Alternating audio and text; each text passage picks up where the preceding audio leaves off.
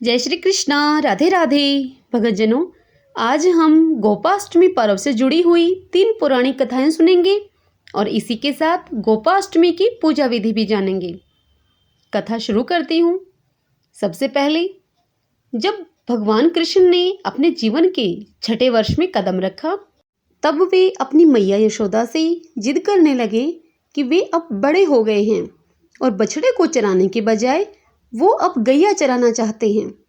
उनके इस हट के आगे मैया को हार माननी पड़ी और मैया ने उन्हें अपनी पिता नंद बाबा के पास इसकी आज्ञा लेने के लिए भेज दिया।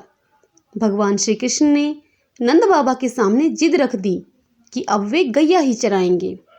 नंद बाबा गैया चराने के मुहूर्त के लिए शांडिल्य ऋषि के पास पहुंचे।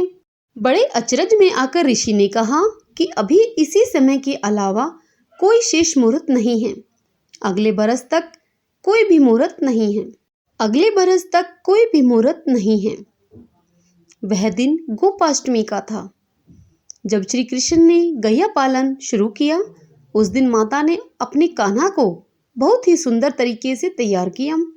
मोर मुकुट लगाया, उन्हें पैरों में घुंघरू पहनाए और सुंदर सी पादुका पहनने के लिए दी। लेकिन कान्हा ने वे पादुकाएं नहीं पहनी।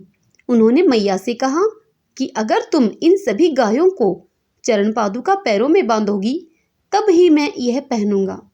मैया ये देखकर बड़े ही भावुक हो जाती है और श्री कृष्ण बिना पैरों में कुछ पहने अपनी गैया को चराने के लिए ले जाते हैं। गौ चरण के कारण ही श्री कृष्ण को गोपाल या गोविंद के नाम से भी जाना जाता है। आइए अब दूसरी कथा सुनते हैं गोपाष्टमी की। ब्रिज में इंद्र का प्रकोप इस तरह बरसा कि लगातार बारिश होती रही, जिससे बचने के लिए श्री कृष्ण जी ने 7 दिन तक गोवर्धन पर्वत को अपनी सबसे छोटी उंगली से उठाए रखा। उस दिन को गोवर्धन पूजा के नाम से मनाया जाने लगा। गोपा अष्टमी के दिन ही स्वर्ग के राजा इंद्रदेव ने अपनी हार स्वीकार की थी, जिसके बाद श्री कृष्ण ने गोवर्धन पर्वत को अपनी उंगली से उतारकर नीचे रखा था। भगवान श्री कृष्ण ने स्वयं गौ माता की सेवा करते हुए गाय के महत्व को सभी के सामने रखा। गौ सेवा के कारण ही इंद्र ने उनका नाम गोविंद रखा। आइए भगतजनों, अब गोपाष्टमी की तीसरी कथा सुनते हैं। गोपा अष्टमी से जुड़ी हुई एक बात और ये है कि राधा भी गाय को चराने के लिए वन में जाना चाहती थी, लेकिन लड़की होने की वजह से उन्हें इस कार्य के लिए कोई हामी नहीं भरता था। जिसके बाद राधा को एक तरकीब सूझी। उन्होंने ग्वाला जैसे कपड़े पहने और वन में श्री कृष्ण के साथ गाय चराने के लिए चली गई।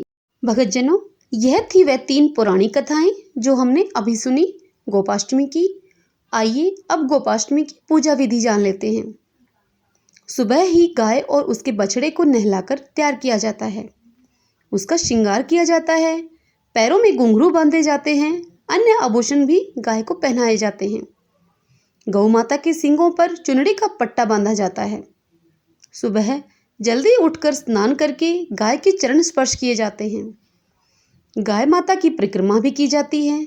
सुबह गायों की परिक्रमा करके उन्हें चराने के लिए बाहर लेकर जाते हैं। इस दिन ग्वालों को भी दान दिया जाता है। कई लोग इन्हें नए कपड़े देकर इन्हें तिलक लगाते हैं। शाम को जब गाय घर लौटती है तब फिर उनकी पूजा की जाती है। उन्हें अच्छा भोजन दिया जाता है। खास तौर पर इस दिन गाय को हरा चारा, हरे मटर एवं गुड़ खिलाया जाता है। जिनके घरों में गाय नहीं होती है वे लोग गौशाला में जाकर गाय की पूजा करते हैं।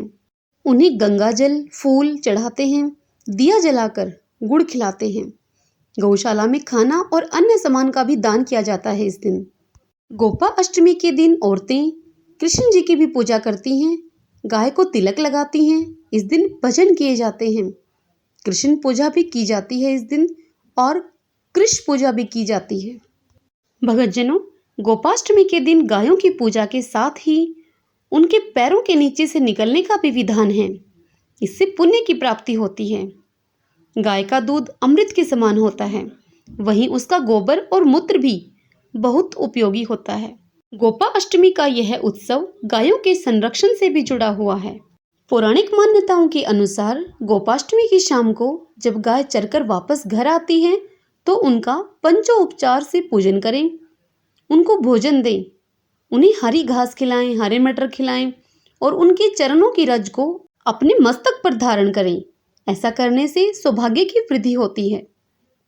भक्तजनों, आपको यह जानकारी कैसी लगी? गोपाष्टमी की व्रत कथाएं और गोपाष्टमी व्रत की पूजन विधि। यदि आपके लिए यह सब उपयोगी सिद्ध हो तो इस वीडियो को लाइक करें और शेयर करें। जय श्री कृष्णा। राधे राधे।